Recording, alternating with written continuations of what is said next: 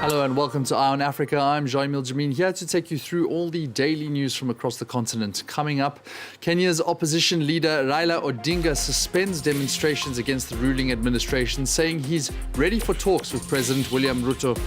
A fourth march had been planned for Monday as anger mounts over soaring prices and alleged election fraud. Then, in a country where stigmas run high, one group of doctors in the Ivory Coast is trying to change perceptions for autistic patients. It coincides with International Autism Awareness Day, where our correspondents take a look.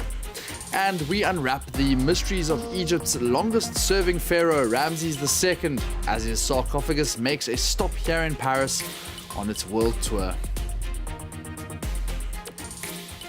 Thanks for joining us.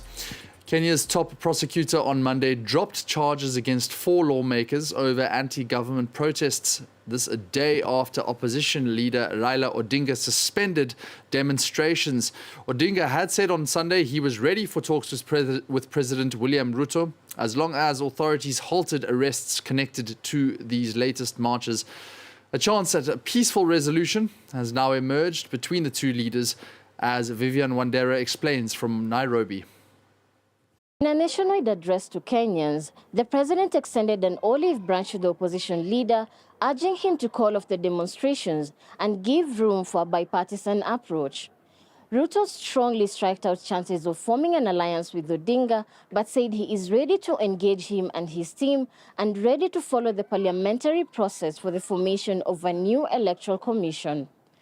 Odinga, in his response to his rival, called off what he had termed as the mother of all demonstrations to give room for dialogue. According to him, he called off the demonstrations after Ruto's suggestion for the formation of a bipartisan parliamentary committee to work through concerns raised over the electoral process. Odinga also gave conditions for dialogue, including the unconditional release of persons arrested during the protest and the reinstatements of 4 electoral commissioners who were accused of plotting to tamper with the presidential election results. Thousands of people joined the protest against the high cost of living, where 3 people were killed and 400 others were injured. During the protest, there were more than 20 attacks and violations against journalists. Ruto said he does not believe any journalists were targeted, but that some had been caught in the unraveling of events. Well, nearby, long-time Rwandan President Paul Kagame has been re-elected as the leader of the country's leading party, the Rwandan Patriotic Front. Kagame received 99.8% of the total votes cast. That's 2,099 out of a possible 2,102. He'll now stay on for another 5 years as chairman of the party, a position he's held since 1998. Clément de Roma is in Kigali to bring us more. He's been leading the party since 1990, years before taking power, and his re-election as the head of the Rwandan Patriotic Front for the next 5 years was eagerly awaited by his supporters. The president was just 3 votes shy of unanimity with 99%, a score similar to the one of the last presidential elections in 2017. He left no chance to Abdul Karim Aririmana, the Rwandan ambassador appointed to Indonesia, who was the only candidate to face him. As we know, the party is obviously pushing for Kagame's candidacy for the next presidential election, scheduled for August 2024, in less than a year and a half. And this Congress sends a strong message. The RPF is already preparing for these elections. The current president, who's 65 years old, has been in power for 23 years and has yet to announce his candidacy. But he did say during an interview with France 24 last year that he was ready to run again for several decades if necessary. Only one opposition party presented a candidate in the 2017 elections. It also took 35 years for a woman, Console Uwimana, a former senator, to rise to the vice presidency of the party. It's a first in the RPF's history. That's Clément de Roma from Kigali. 6 people have been killed with another 64 missing after a boat capsized in the DRC's Lake Kivu early on Monday. The local Ijwa Island authorities say 150 passengers were on board the motorized boat, which was traveling to the eastern city of Goma when the incident took place. 80 people are confirmed to have survived, but it's a continuation of these deadly boat accidents, which have become quite a common occurrence in the waters of the DRC, where vessels are frequently loaded well beyond their capacity. Taboo, stigma, high cost of treatment. In the Ivory Coast, living with and treating autism spectrum disorder remains a daily challenge. Just a handful of Ivorian medical staff are trained to treat autism, like at the Bouake hospital in the center of the country. In 2018, the NGO Mindful Change launched a community mental health project here in 2018. And on Sunday is International Autism Awareness Day. Our correspondents met with the doctors taking care of the most isolated. Take a listen. Nicholas Quadio knows these red dirt roads like the back of his hand. He's a community mental health worker around Bouake in central Ivory Coast. I come twice a week. I try to make families aware that autism is a neurodevelopmental disorder. Today, he brings his medical expertise to 7-year-old Divine. She presents symptoms of autism spectrum disorder. As soon as she started walking, we noticed she was different. The WHO estimates that 1% of the population in Ivory Coast could be affected, but this behavioural disorder remains poorly understood, especially in rural areas. It's stigmatizing and it bothers me. People tell me she's disrespectful. Here, autism often comes with prejudice against parents and children. In Ivory Coast, it's frowned upon when you have a child that has a disorder. It brings shame to the family, and sometimes they want to keep them in the house and lock them up. There's only one medical centre that takes care of autistic children in the region, and it's a 45-minute drive away. Divine's parents don't have the means to take her to see a specialist, so Nicola makes the commute. Miss Kua is the director of the centre. She's one of the first speech therapists in Ivory Coast. She graduated in 2022. In the absence of a qualified doctor's diagnosis, she makes a first assessment with Divine. With only 5 child psychiatrists for more than 11 million children under the age of 14, the waiting list is long. We have no funding. We don't have enough staff.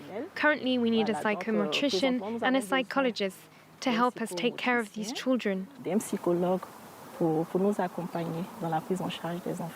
Ivorian health authorities plan to launch a vast autism screening project in 2023, but currently there's only one public care centre in the country and less than a dozen doctors trained in the management of autism. A new report from the press freedom NGO Reporters Without Borders has highlighted the immense dangers faced by journalists working in West Africa's Sahel region. Published on Monday, the report says that a mix of armed violence, disinformation, political instability and authoritarian regimes is transforming the region into a no-news zone. It comes just days after 2 French newspaper journalists were expelled from Burkina Faso. Sam Bradpiece brings us the story from Dakar, Senegal.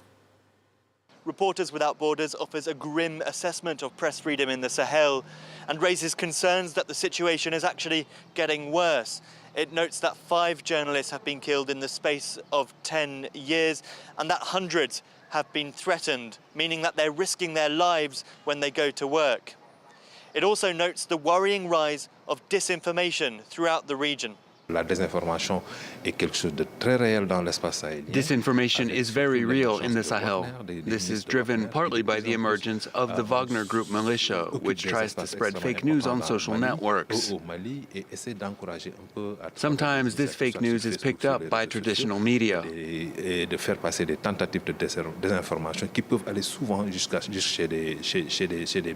Press Freedom NGO noted the success of fact-checking organisations like Africa Check, Mali Check and Desinfox Chad in tackling the scourge of disinformation. But it worries that unless the decline in press freedoms is reversed, about 110 million people living in the Sahel risk being denied their right to be informed.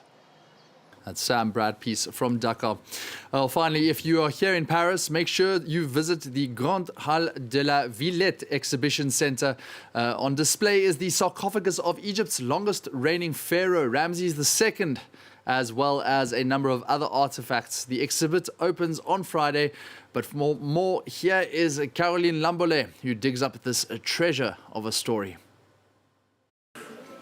It's the centerpiece of an exhibit that's opening on Friday in the French capital. The sarcophagus of Ramses II, one of Egypt's most famous pharaohs. The artifact, which is around 3,000 years old, hadn't left Egypt for several decades, until it started a world tour in 2021 as part of a traveling exhibit. The chest is far more ancient than Julius Caesar or Alexander the Great, and it's here in front of us. It was taken out of Egypt once in 1976 or 77 because it had to be restored. It was brought here to France and they were able to save Ramses and the coffin. And now we are so lucky to have this loan, so in a way Ramses is coming back to France. In the 1970s, the mummy of Ramses II was shipped from Egypt to France, where it was welcomed like a head of state. Infested by fungi and bacteria, a team of French experts nursed it back to health using X-rays. France and Egypt share a very long-standing friendship, and there's also long-standing cooperation when it comes to science, heritage and archaeology. This is what created the trust we see today with this loan Egypt is making to France, rather than to another country. This time, it's just the sarcophagus that made the journey. The mummy, which is too fragile to travel, remains in the Cairo Museum. The reign of Ramses II is synonymous with grandeur. It was he who commissioned the temples of Abu Simbel, now one of Egypt's most iconic sites. Back in Paris, visitors will be able to dip into this history as of Friday with the help of virtual reality to rediscover this chapter of ancient Egypt. Truly fascinating, and make sure you get a chance to visit. So that's a wrap for Eye on Africa, but there's more coming up on France 24. See you soon.